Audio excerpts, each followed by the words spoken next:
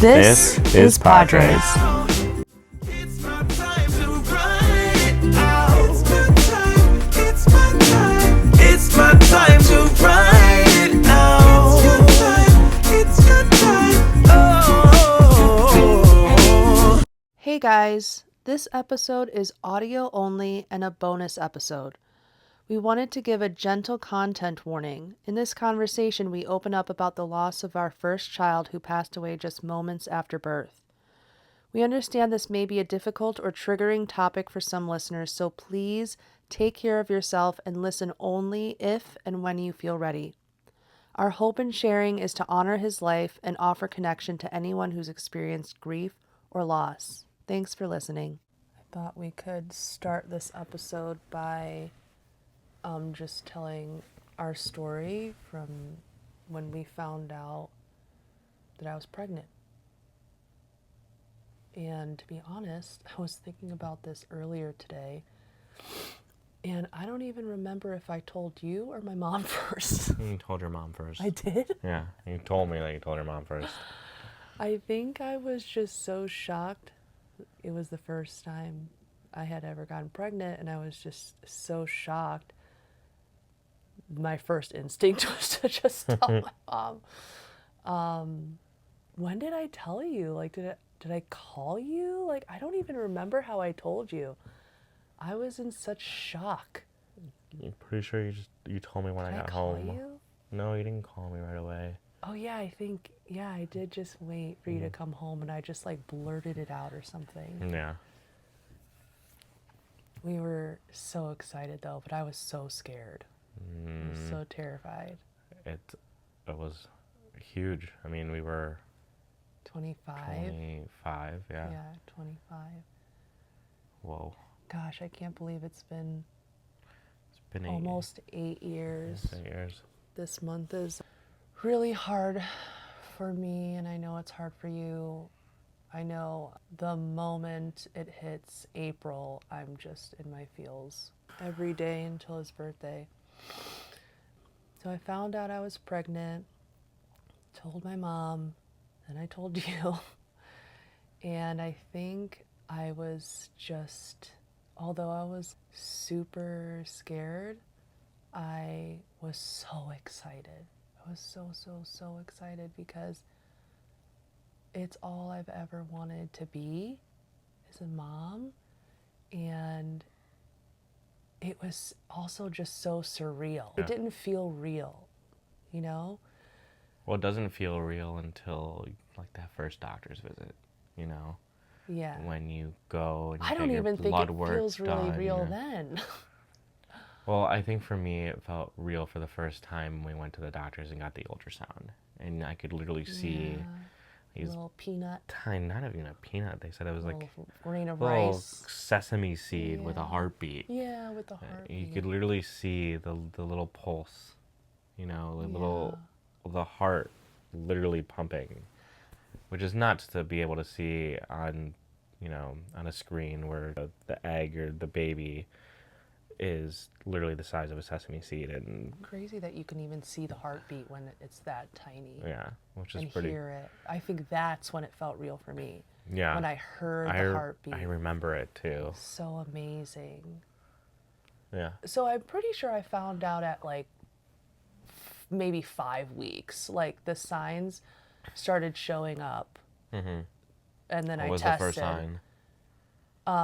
My nips hurt. Definitely. It was like that for Benny too. Like the boys just made my boobies hurt. That's how I knew with Benny. I was like, oh, let me roll this out real quick. But anyway, so yeah, Jude, my nips were hurting.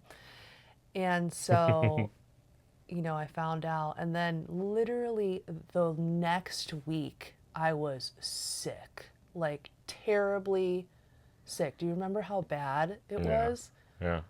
I think it lasted until like 16 weeks, my all-day sickness. I won't even say morning sickness because It was all day. for me, the morning was actually the best time of the day. Like I was still horribly sick in the morning, But it just progressed throughout the day, and it was the worst at night. It was terrible, my morning sickness. And that was, it started just a week after we found out. So I'd say with Jude, the pregnancy wasn't super hard, besides the nausea and vomiting. That was like the only bad part. What did I crave? Apples, salads, Everything healthy. a lot of water. Oh yeah, remember I started like losing weight. Mm-hmm. The doctor was like, "Why are you losing weight?" I'm like, "'Cause this baby craves healthy food." Every doctor's visit, the doctor was like, "You lost a pound. This doesn't make I sense." know. I'm like, I'm definitely eating. Yeah. I just crave all the healthy stuff. Remember I used to like dip my apples in water. Yeah. And a Somehow. Caesar salad, buttloads of water. But at night, Tacos. tacos, fries, and chocolate. Oh yeah, chocolate with every baby. Mm-hmm. I remember going to Walgreens and like almost every night after work, and they'd be like, I don't think that was with Jude. "Yeah, because you'd make me go get chocolate milk and Yoo-Hoos." That was not with Jude. Yes, it was. I don't know about that. Mm-hmm. Yeah, so I think he was a pretty easy pregnancy. I'd say towards the end, I started to feel him move a little bit, just a tiny little bit. And he would react to all the Latin music, is what got him going. You two were obsessed with Enrique. Yeah, he liked Enrique. That was kind of funny. Enrique Iglesias we're talking about. Yeah. Yeah, he liked the Latin music. That's what started getting him going. I mean, it was tiny little flutters because he was still so little at the time, but I did get to feel the beginning of him moving. Yeah. So when I was pregnant with Jude, David and I worked at a physical therapy hospital as PCTs.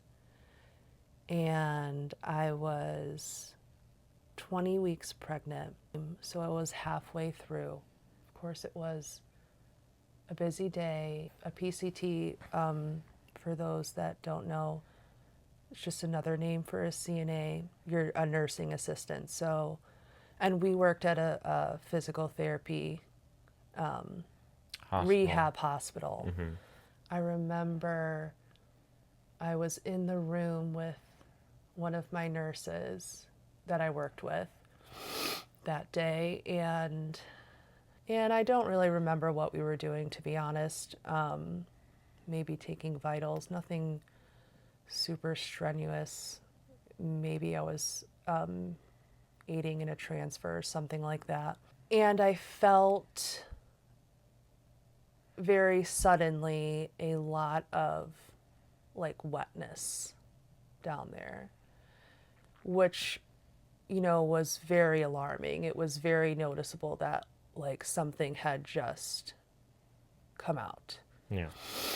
So I remember just kind of freezing when it happened, and my nurse looks at me and she noticed like the change in my face. And I feel like she knew that something had happened. I really didn't say anything to her. But she saw my face, and I said, "I think I need to use the bathroom." And she said, "Yeah, go." So I went to the bathroom, and there was just a lot of like mucus that had come out. And I went to my manager at the time, and I told her, "I think I need to go to the hospital. I think something's wrong." She, you know, told me, "Okay, you can go." You left. Yeah, I left. In a I rush. told you. No, you didn't tell me. I got a call from the secretary on your floor, letting me know that you had left in an emergency to the hospital, and that I needed to go there. And you had driven our car. You had taken the car and rushed to the hospital, and so I couldn't get a hold of you. You know, I don't know why, or I can't remember why I couldn't get a hold of you, but all I know is that I needed to get to you, and I was freaking out, and so I called your grandma. I called your mom, actually, and told her what was going on, and Busha had come and gotten me, picked me up, and driven me to the hospital, and I was just freaking out. I was just in my own head, not knowing what was going on. You didn't know anything at the time? I knew something was wrong. I was freaking out. I didn't have a car. I couldn't get a hold of you. I rushed to the hospital, and And then I went to the hospital, and they brought me into a room, explained to them what happened, and they told me that I had lost my mucus plug, which was really worrying, but I knew that I could still be pregnant without it. Mm-hmm. Then they, checked me, and I remember the doctor coming in and telling me that I was about 4 centimeters dilated and that I was in active labor, and I was at risk for infection, and they were going to monitor me to see if I would close back up, but that I can't remember all of the terms. It was so long ago, but I'm pretty sure they said something along the lines of my membranes were, the sac was like bulging at my cervix, and they monitored me. At that point, I started calling people to let them know.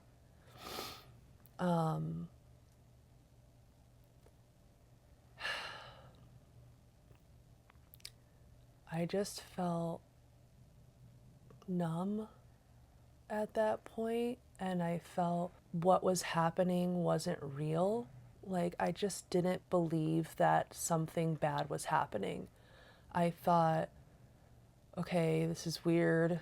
This is not supposed to be happening, but I never thought that I was losing my baby.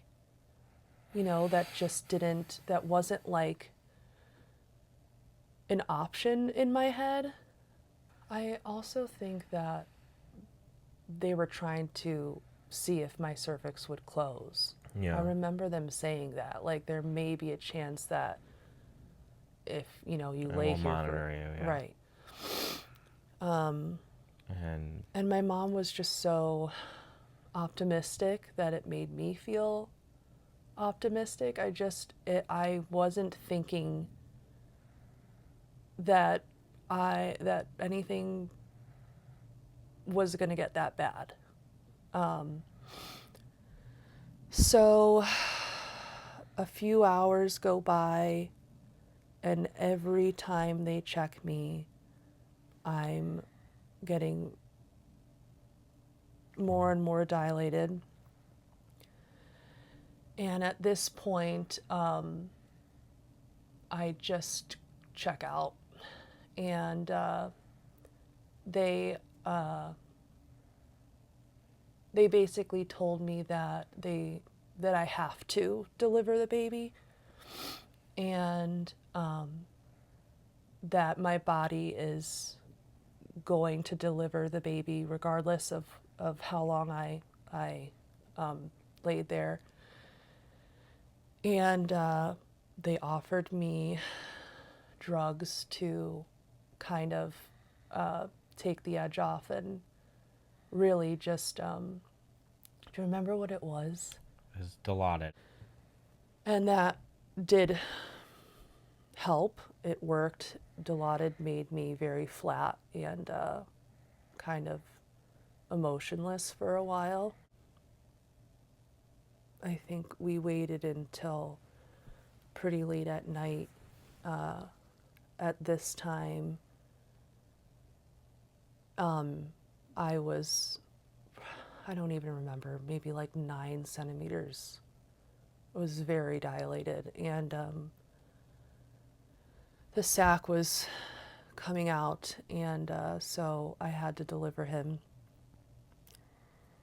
And so I delivered him, and we were actually supposed to find out the sex of the baby that week, but we found out that day. And I remember the doctor delivering him, and I just remember I didn't look. I waited for you to look first, and I just remember you crying and saying, "It's a boy." Yeah, the moment you delivered him, I like just wept out that it's a boy. And it was just the most emotional, like it was a mixture of happiness and just like dread, you know, because here's my son, Yeah. but knowing that he wasn't going to make it. I felt the same way. It was such a conflicting. Yeah, because it's your kid, you know. Yeah, it's like we were meeting him for the first time, but we knew as soon as he was born that it was going to be very short. So he was born, and as soon as he came out, they put him on me. There was no. He was born very premature at 20 weeks. There was. They told us that they couldn't, save him. He was very underdeveloped. He's too underdeveloped to intubate. Yeah, and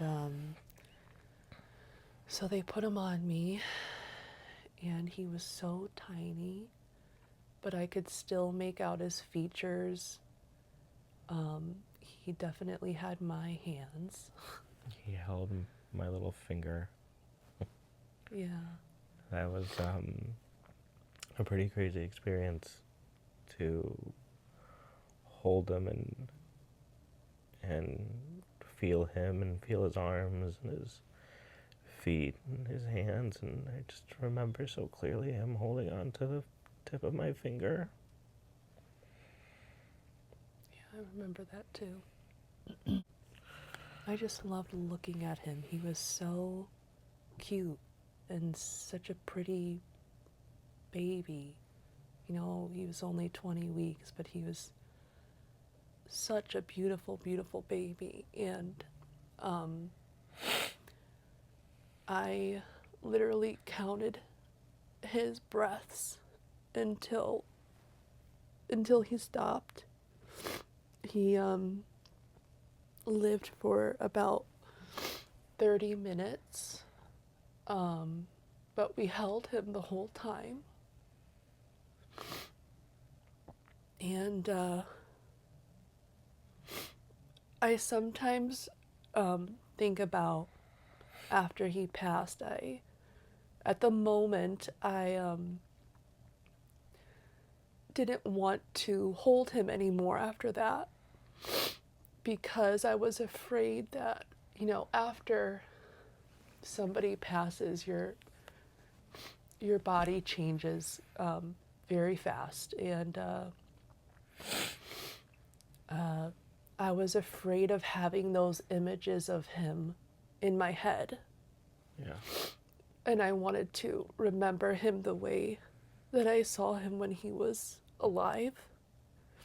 So I remember I wanted him near me, in his like bassinet. I kept him near me the whole time.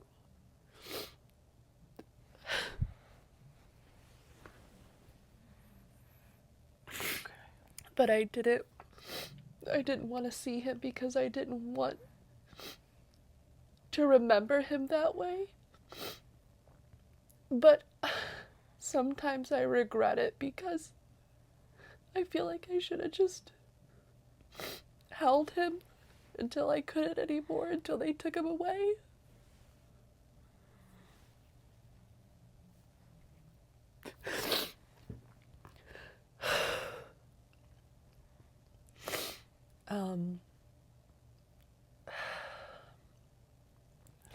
I remember they brought someone in to take pictures of him, which at the time I thought was so weird. And I didn't really know how to respond to that, but I was just like, okay. I'm grateful for that though, because this is the only pictures we have of him. I'm glad that they did it. And our family was there. I'm so grateful for that. Everybody that came to the hospital, it's such a sad thing to happen, and I'm sure, so many of our family members weren't very comfortable, but I'm so glad that they got to hold him and meet him because it meant so much to me. That they got to see him before they took him away.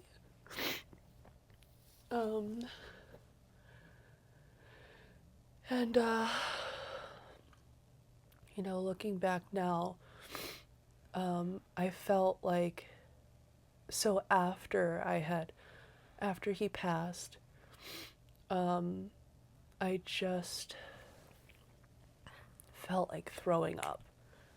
And I was just so deeply depressed that I just asked for the drugs again, because I just felt like if I could just mute these feelings for, a little bit, that would help. Maybe I could sleep.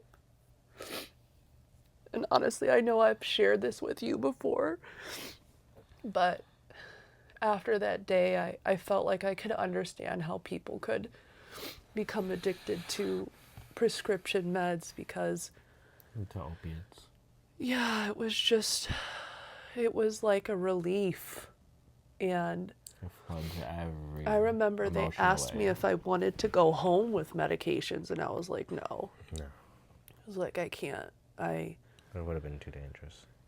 Yeah, because I know I would have used them, and I know I would have used them to not feel, because that's what I was doing at the hospital, but they would wear off, and then I would it was like reliving the same thing over and over again. I remember feeling so grateful that my mom stayed overnight. I feel like at the time, I told her, you don't have to stay. David's here with me. I'm okay. It's just a lot of times when I am going through something hard, I tend to become a hermit. Yeah. And I just want to deal with it in a corner by myself. And sometimes I feel like that's how I get through things, is just doing it by myself. But I'm so grateful that my mom stayed, because that night was so hard. Yeah. I don't think I slept at all.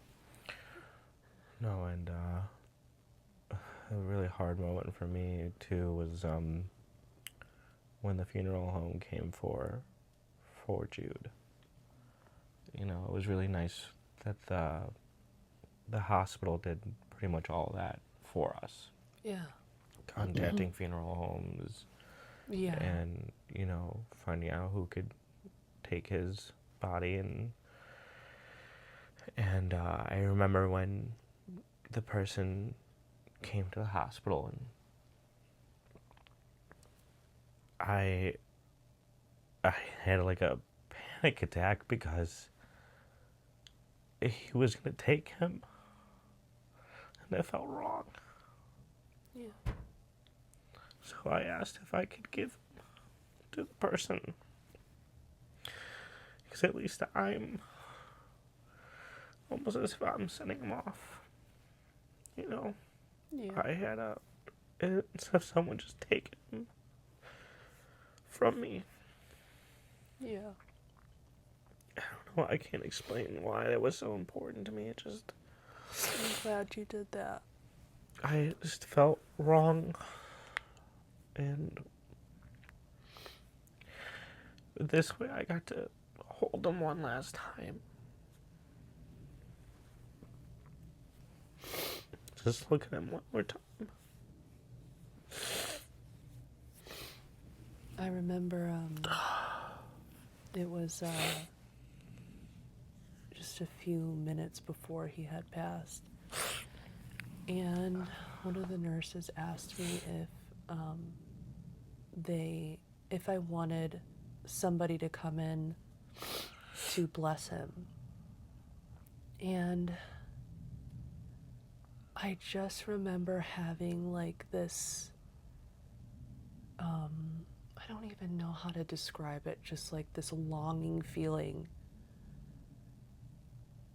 And I just said, yes, definitely, please. You know, this was 8 years ago, and my mom, she raised us to believe in God and have faith, but we were never like tied to any, you know, specific organized religion. It was just, you know, she'd tell us there's a God, you know, he loves you, you need to be a good person and good to others, etc. And so we had faith, but, you know, we never practiced any specific religion. So I had never, you know, planned to like baptize my kids or Have them grow up in the church. right. I planned to, you know, teach them to have faith at some level, kind of like my mom. But anyway, 8 years ago, I had much less faith than I do now. But at that moment, I just felt like I had to do something before he left. I just had like this feeling like, You're not going to be able to do anything else with him. yeah, I just felt somehow if he was, you know, blessed, then that would protect him. I felt like my body, I felt like my body had failed at protecting him. And I just wanted to protect him, you know, wherever he transitioned to. And so I was really eager for that to happen. So they offered it, and someone showed up in literally the next couple minutes, and they blessed him. And I just remember feeling some sort of, you know, relief after that. And then I just counted his breaths until the nurse came in, and and checked his heart, and it has stopped.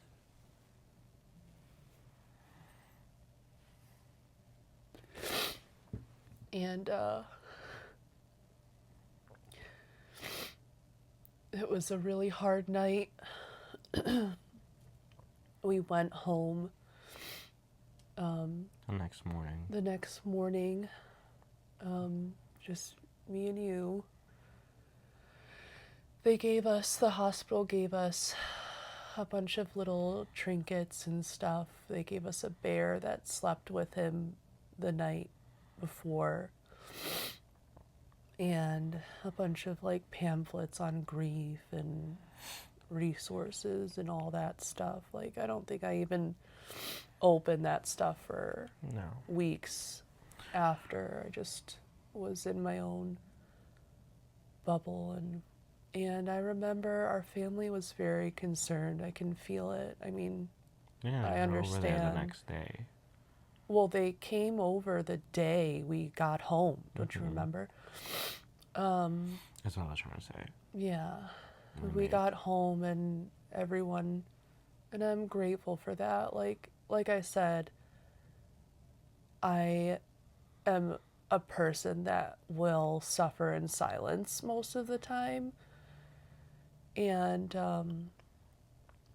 having, so many people around right after was a really good distraction, because as soon as they left, it was just like total despair all over again. And that's how it was for a long time.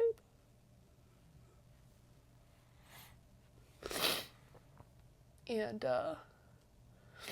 I think for a while, it just felt like we were like floating in an abyss of depression, and all we wanted to do was sleep. We were literally just doing the essentials to survive every day. We weren't actually living. Yeah. And I think the only reason why we didn't, go deeper and deeper was because we were kind of just floating together. That's We how had I each felt. other. Yeah. You're the only reason why I got through that. You know, it was even more apparent when I had to go back to work, because things are different between men and women when it comes to birth and loss. And I had to go back Sooner. 2 weeks after. Was it 2 weeks? 2 weeks after he had passed. That's the only time that I could get off. Yeah. For this type of situation. And I remember you driving me to work, and I walked through the front doors with my head down. The department that I worked in at the time was on the first floor on the west side of the building. And I remember walking through the main lobby, my head down, nobody saw me. And I somehow got all the way to our locker room without being seen or noticed by any of my coworkers. And I opened up a locker and I started to put my stuff away, and one of my nurses walked in, and as soon as I locked eyes with her, it was Erin, I broke down. I just got very hysterical, and I couldn't stop crying. I was hyperventilating, and she gave me a big hug, and I just remember myself saying that he's gone. Yeah, I think I picked you up And I called literally you, 10 and they minutes told me after I dropped you off. that I had to go home, that I should go home, that I wasn't ready to come back. Yeah, that was too soon. It was way too soon, and it sucks because, like, to get an extended time off, I had to go to therapy. Yeah. to get the leave. And I was not ready to go to therapy. Yeah. I wasn't ready to talk about it. It was almost too painful to talk It about. was. and I it's that- remember going to the therapist and talking about it, and I couldn't stop crying. It wasn't much of a talk. a talk. Yeah. And I was just didn't know what to say, and you know, they gave me the extra 2 weeks off of work, and I got to be home with you, and I was happy because I didn't want you to be alone. Like, that was another reason why, you know, I probably had a panic attack, because I was apart from you. Yeah. You know, like, I didn't, even though I was with coworkers and stuff, I knew I was going to be in a building filled with people. I just felt alone. Yeah. It almost feels like you can't integrate back into the real world after something like that. Or you almost, at least I felt like everybody was staring at me and thinking about it, and Yeah. Especially because it gave me a lot of anxiety thinking about going back to work. and all the questions that everyone would have, Yeah. and asking me if I'm okay, like, just And so many people meant well, but it's like just asking me, not that they shouldn't ask us no, but if it was we're okay, but so many people were asking, and it's hard to constantly, say you're okay when you're not. or to repeat what had happened. Yeah. It just made everything. Nobody really knew what. It made what everything happened. flashback. Yeah. Well, what had happened was I was diagnosed with something called incompetent cervix. Some people refer to it as cervical insufficiency. And what happens when you have that is your cervix starts to open up too soon, early in the pregnancy. And for no known reason. So, without warning. So, there's no like contractions, there's no pain, there's no warning. And that's exactly what happened. I didn't feel any pain. Yeah. I wasn't and having any contractions. The only kind of tell was I lost my mucus plug, but that doesn't always happen. Yeah. And this isn't something that is routinely checked. So most women that have this don't know until they have a loss, which is what happened. I was diagnosed with incompetent cervix, and we lost our first baby at 20 weeks pregnant, and it has changed our lives forever. And we think about him every single day, and I see him in our kids every single day. And You know, because of him, we were able to have the other two yes, so safely.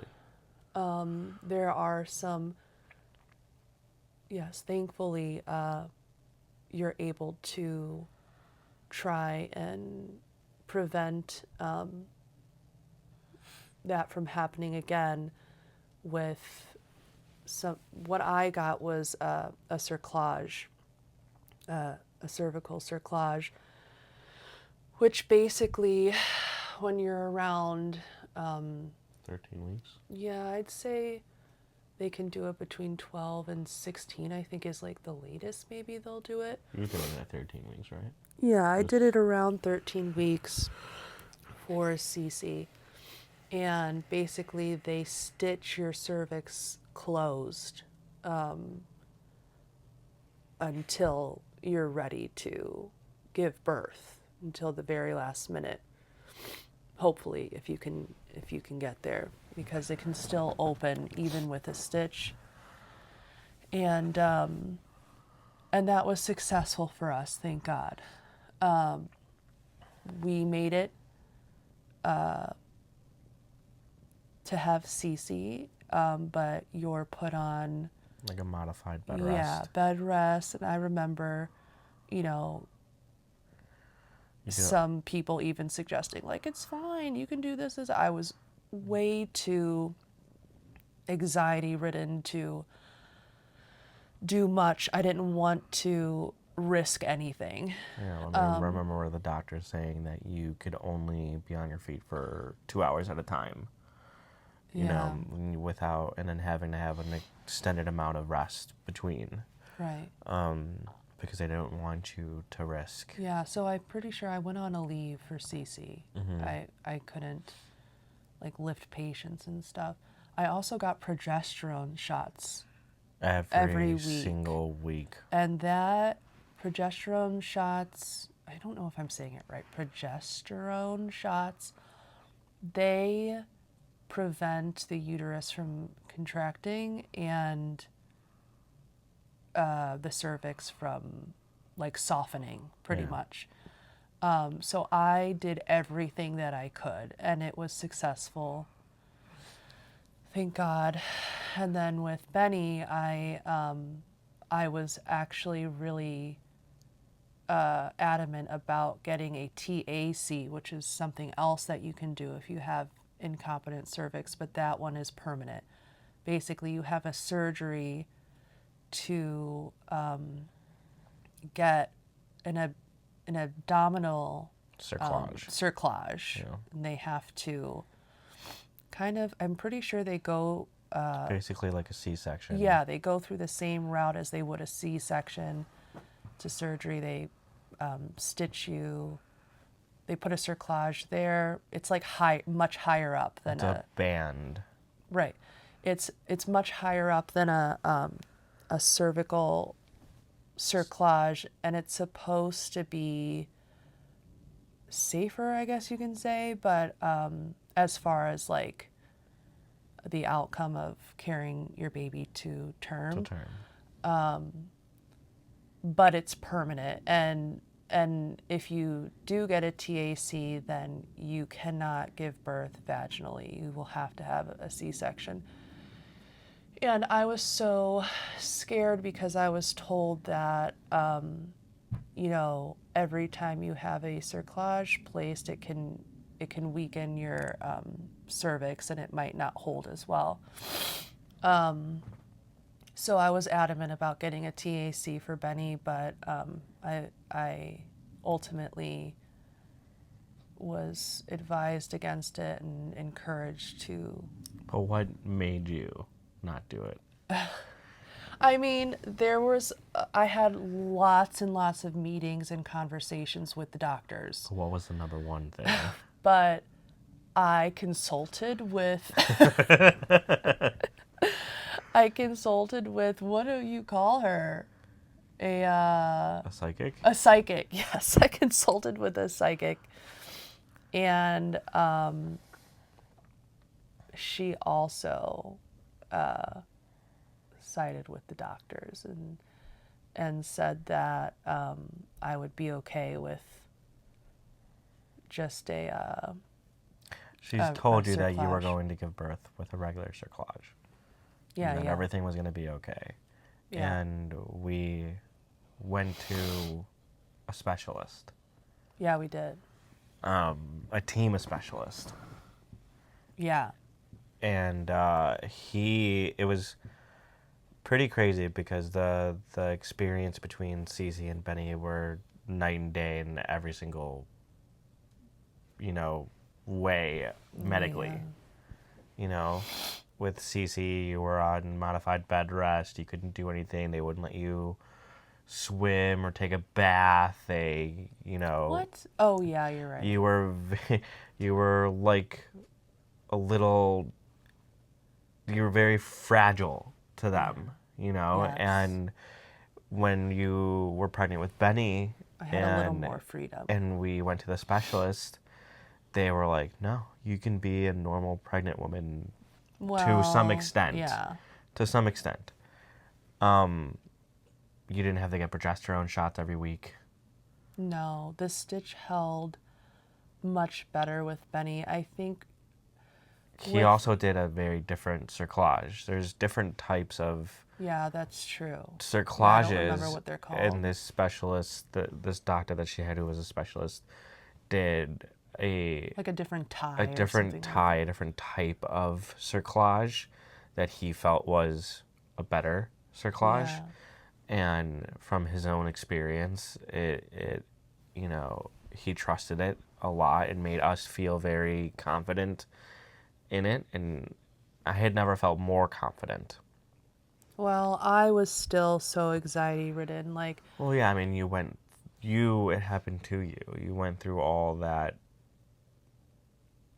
experience, and that does something to you. yeah, I don't feel like I ever really got to enjoy my other two pregnancies because I was constantly just petrified of something going wrong or me doing, I don't know, X, Y, and Z and that causing something because, again, you don't know it's happening. You don't feel your cervix opening. And although I had a stitch, even with, was it with Cece? Yeah. No, not with Cece. With Benny, my cervix started to open even with the stitch. Mm-hmm. I remember as soon as they took it out, I started dilating. Like, that's how... But you were checked every 2 weeks? Every other week No, you got... they checked me every single week. They we did did. like an ultrasound to see if my cervix was shortening. Uh-huh. But later in the pregnancy, they checked you manually. Yeah, that wasn't all the time, though, because that was risky. They didn't always check me that way. Yeah.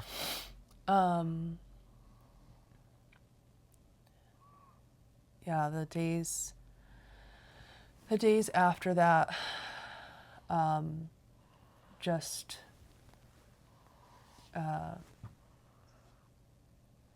to be completely honest, felt like we were stuck in a nightmare. After Jude was born. Yeah, Yeah. after he passed. Yeah.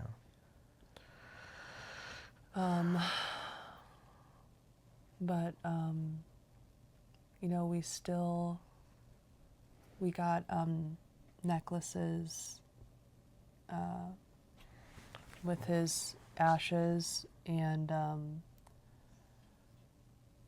We got tattoos oh yeah, we of did. his name, and Melissa told me not to get Hey Jude and just get Jude, but I didn't listen, of course. So that was another hard thing, is after getting the tattoo, everyone was like, oh, are you a big Beatles fan? And then I would have to explain to them. Yeah. I don't know why I did. I could have just said no and left it at that, but I Yeah. said, no, it's my son's name. Yeah. And then, people that I was closer to, they would ask me, questions about Jude, and then I would have to be honest with them, and tell them what happened. And that was hard to explain and awkward, I'm sure, for other people, but I almost didn't mind doing it because it let me tell people about him. Yeah. It was awkward for them, but it was nice for me, in a way, because I got to tell people about my son. There were definitely a lot more moments, the more time passed that I wanted to talk about him. And I felt like I didn't want his memory to fade. Like, I very much wanted him to remain part of our lives. And I didn't want people to forget his name, and I didn't want people to be afraid of upsetting me by talking about him. I kind of craved those moments, just hearing his name. And I remember for a few years we went to those walks. There was like this thing that the hospital held, this event every year called a Walk to Remember, to honor all the babies that have passed. And they just say your baby's name out loud. That's like the point of, that's like one of the main events of the event, is just saying your baby's name. And I just remember, like, I lived for that moment every year. I just wanted to hear somebody else say his name. And I just loved hearing it. You know, we don't get to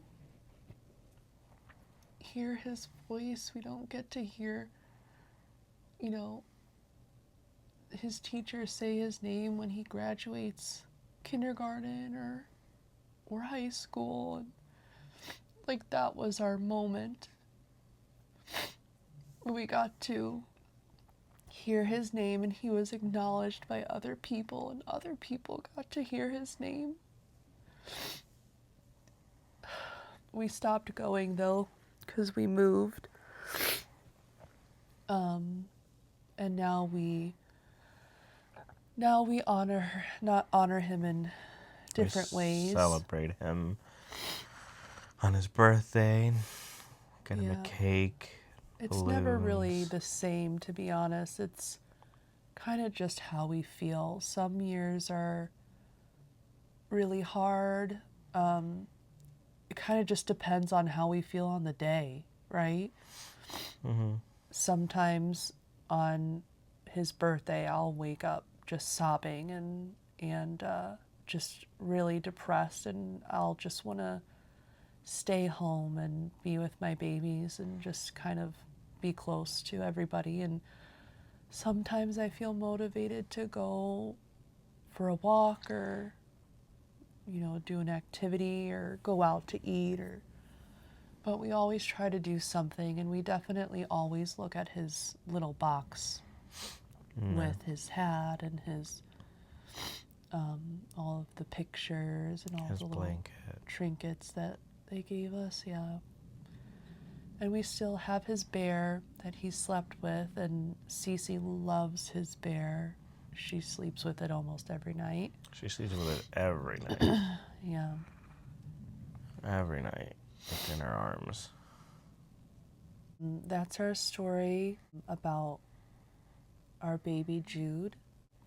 But we wanted to take a moment to ask each other some questions about how it changed us, what we've carried with us, and how we've grown since. You ready? I'm ready. Okay, I'll start. What do you remember most vividly from that day?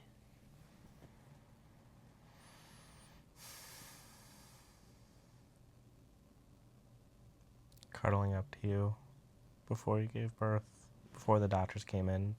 Mm-hmm.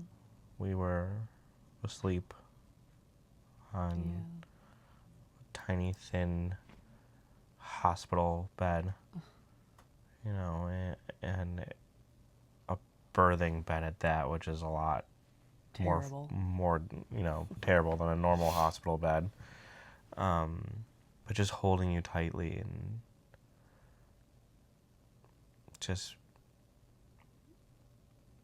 wanting to protect you as much as I could from what was going to happen.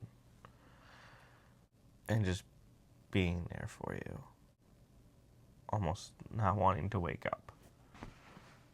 You know, like I remember holding you and just not wanting, just wanting to stay there forever. Yeah. Like that. because I was just dreading what was going to happen next. And I didn't want it to happen. I just wanted to lay there with you forever. My most vivid memories feel like pictures, almost like snapshots. I remember very vividly your face when he came out and your reaction. I remember just watching my mom sleep on the couch, just watching her, just trying to focus on one thing at a time. I remember seeing everybody pass him around when they came to visit, and just how sad everybody's faces looked when they saw him. I remember that a lot. I remember trying to seem okay when people came to visit. Everybody just looked so sad. I remember our nurse. We had the most amazing nurses that day. Yeah. Just angels. I remember before this, I wanted to be a nurse in the baby unit and help with all the babies, you know that. Mm-hmm. And after this, I knew I would never be able to. Those nurses that, deliver babies also have to deal with the babies that are lost. And it's probably one of the most heartbreaking jobs. And those nurses were, they had done it before, or had experienced helping a family or parents get through a moment like that. They were so fluid in how they worked with us that day. Everything on their end went off without a hitch. They made everything as easy as possible for us to just get through the day. Yeah. I And felt like, I really appreciated it. honestly, I felt like I was on autopilot until I went home.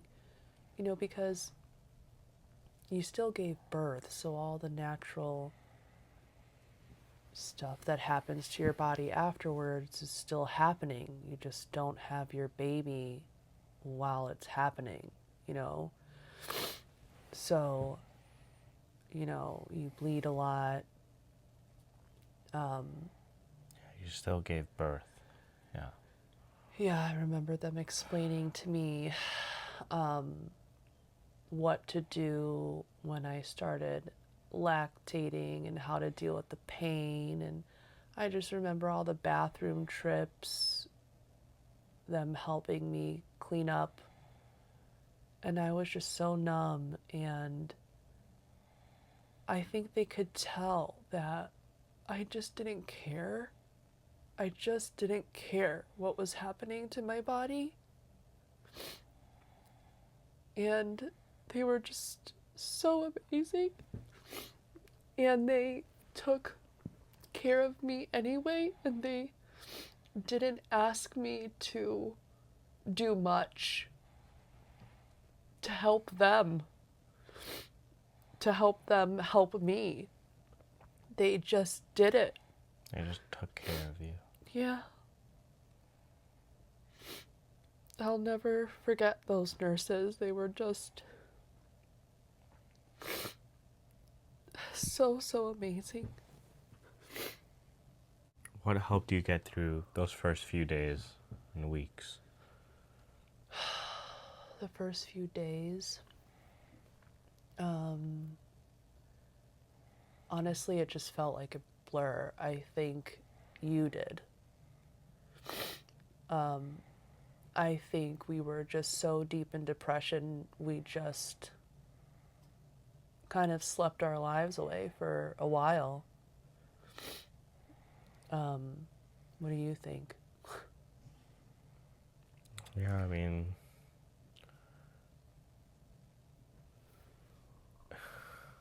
We had family definitely reaching out all the time but we were kind of just, in our own bubble. yeah, and just barely getting through every day. We just took it a day at a time. Yeah. And not every day was the same, obviously. And, you know, the number one, I think the biggest thing that they told us was that it's going to hit us in waves. Yeah. Some days are going to be little waves, some days are going to be typhoons. I think for a while, though, it was a typhoon every single day. Oh, definitely, yeah. I But think, it's still like that now, you know. Random days throughout the year, I'll just break down or just think of him, and it's just too much to handle. It's still like that 8 years later. yeah. It was all about the distractions the first few days, though. First few weeks. We really just tried to not think about it. Were there things people said or did that helped or didn't help? I think I don't really remember. I don't think anything helped. At first, nothing helped. yeah. I mean, Just the thing that worked or helped the most was just people's presence, yeah. or knowing that they were thinking of us. I knew that people had good intentions when they would try to say things to comfort me, so I never took it in a bad way, I guess. But it was hard to hear things like everything happens for a reason. Yeah. You know, like it's just not a helpful thing to say. Even if it did happen for a reason, it's just not a helpful statement. It doesn't make me feel better. I think that was frustrating. How did this experience impact our relationship as a couple?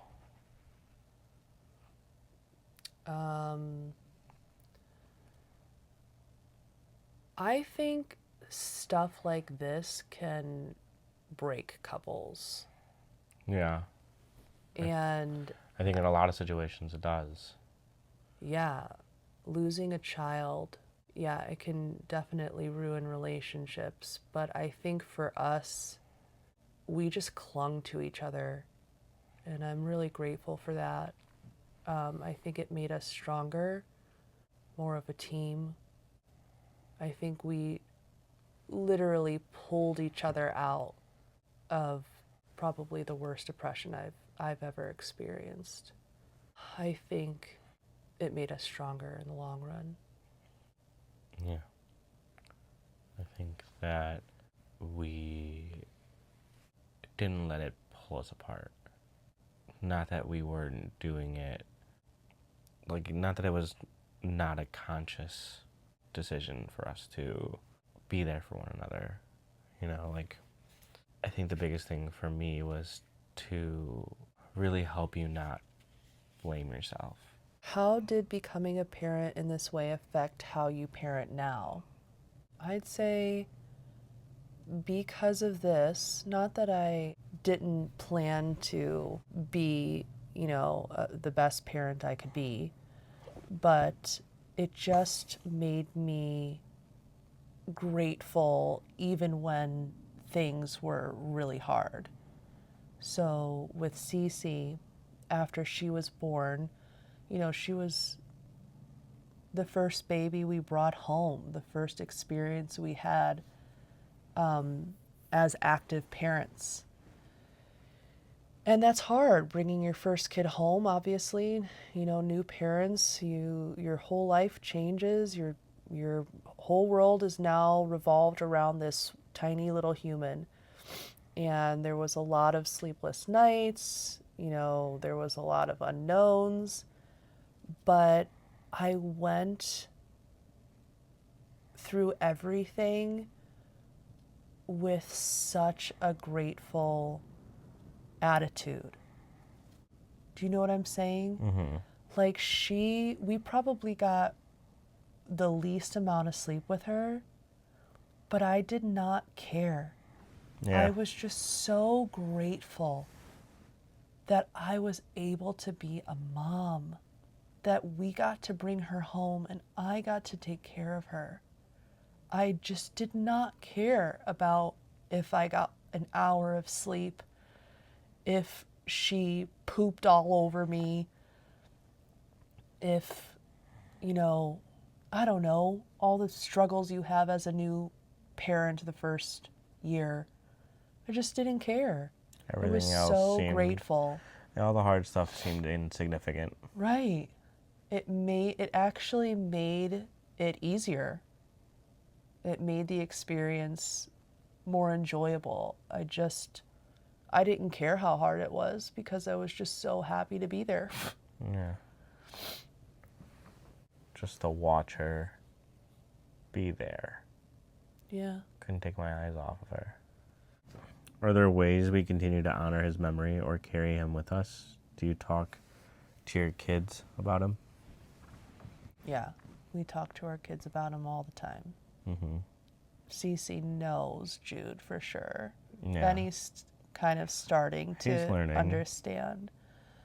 But I think we always had the intention, even before we found out we were pregnant with Cece, we always had the intention of keeping his memory in our lives. And we knew that we were going to celebrate him every year. Yeah. And that was that. He was just going to be a part of our lives. So then when we got pregnant and had Cece, we knew that, he's a part of our life, so he's going to be a part of her life. Yeah. And we were going to tell her about him and how, where he is now. And Well, she has a guardian angel. yeah, and she knows, that, he was our first baby and he passed away, and she tells everybody. She tells everybody about Jude and how she has another brother that's in heaven, and sometimes it's not easy because she'll just go up to any stranger and say, I have this many brothers, and then they don't see him. Mm-hmm. And then I have to explain to strangers, which is a little awkward, but I'd rather her feel comfortable talking about him than not. It's a good thing. Yeah, I like it. She feels very attached to his bear. Yeah. Makes her feel safe. Mm-hmm. Which is why she goes to sleep with him every night. Yeah. It really makes her feel just safe, which is really sweet. It's an extension of him is making her feel safe. Mm-hmm. It's really nice to And think it's about. nice to hear them say his name as well. Yeah, Benny, is still confused a little bit about it because he's so young, but it's cute to be, we'll mention Jude and he'll be like, Jude? Yeah. Cece grasped it a lot faster than him. So, That's with a lot of things, though. she's the bright one. I'm joking. That's me. Stop, That's don't say terrible. Cutting that out. Yeah. Okay, next. Did you feel any pressure to move on or be strong in a way that felt unnatural? Yeah, I did. Yeah, there's definitely people out there that don't understand. People that we knew that didn't understand or don't want to understand, or didn't want to understand what we were going through. That, just felt like they felt as if we were not getting over it fast enough, and it's sad that there's people that are insensitive to other people's pain. Like, you didn't go through it. Don't judge us for reacting and going through the steps at our pace To heal. to heal. You know, like, it's hurtful. I think a lot of people that don't have an experience losing a child or maybe losing someone at all, they thought, oh, she just hasn't had enough therapy. She just needs more, or he and both of us just need more therapy to, like you said, quote unquote, get over it. And, they should be grateful that they don't have to know what this pain feels like. But the truth is that you don't get over it. This is not something you get over. Yeah. And I think in the beginning of this, I thought that might happen, that I would just one day wake up and be okay, and it would just be something that happened to me. But that's so far from the truth, and this is something that you just have to learn to live with. It's just, that's what grief is. You don't get rid of love. Like, we had love for our child, and that just doesn't go away. And we were falling in love with him. Yeah. And yes, time goes on, and we're not in the same position as we were when we first lost him. But that's just because we've learned how to cope and how to live without him. Just if you know someone that is going through something like this, just be mindful of how you react and how you treat them. Because Yeah, just don't be judgmental. Just have empathy and sympathy. just let them know that you love them and that you're there for them. That's all. That's what matters the most. Yeah. I think from our experience of going through this, just knowing that our family members were there for us and that they were available. And that they were available and that they were thinking of us was enough. Yeah, and don't judge them in the hard moments, because that's not going to go away. Yeah. It's not going to be the same. We don't have the hard days as much as we used to. But we still have them. But we still have them, and I think that it will always be that way.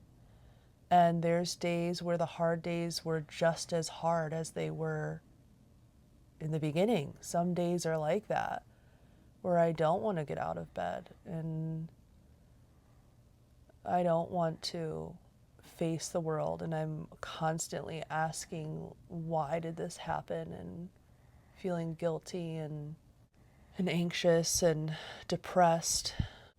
So just be supportive and don't judge. Everybody deals with grief and pain differently. And just because you think that somebody should be over something doesn't mean that you're right. That's what I have to say about that. How do you respond when someone asks, how many kids do you have? Do you include him? I think Yes it and depends. no. Yeah, it depends on the person. If there's just a stranger, no. But if it's someone that we are getting to know, and that are going to be, or is a part of our lives, our daily lives, or weekly lives, or just part of our lives, then yeah, I tell them. You know, You do? coworkers. If someone at work, if they ask you how many kids do you have, Someone that I see daily, yeah. You know. and then you tell them what happened? Not everything that happened, but I tell them that I lost a Okay. child, and like I said, like a lot of it stems from the tattoo. You know, Yeah. like that's the main reason why I would tell someone that I know closely. They ask about my tattoo, and I tell them, or if it's near his birthday and I have to request a day off and the person doesn't know, like my boss didn't know, and In the beginning, when, like, after Cece was born, I think I felt almost more obligated to tell them about Jude. I don't know why I felt that way. I felt like if I didn't include him, then he wasn't real or something like that. It felt unfair in some ways. I didn't want to just forget about him, you know? So in the beginning, after we had just had Cece, if a stranger had come up to me and said, "Oh, is this your?" That's a question they would ask a lot too. Is this your first? oh yeah, You know, and I would be like, no, no, and then, you know, where's the other one? So then I'd feel obligated to explain. But now I just do whatever I feel. yeah, I don't feel obligated to tell strangers about Jude because it does make me feel a lot of emotions that maybe I don't want to feel in front of this stranger. You know, I don't feel like I have to share him with everybody. I feel like in the beginning I felt more guilty about not sharing him with everybody. But now if someone were to ask me, sometimes if I feel like it, I'll tell them, yeah, I have, you know, this many kids and I also have one, my first passed or something along those lines. But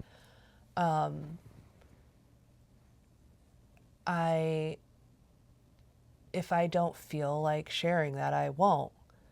What does make it hard though is now that Cece is so aware of Jude, people will ask me, like strangers will ask me, "Oh, how many kids do you have?"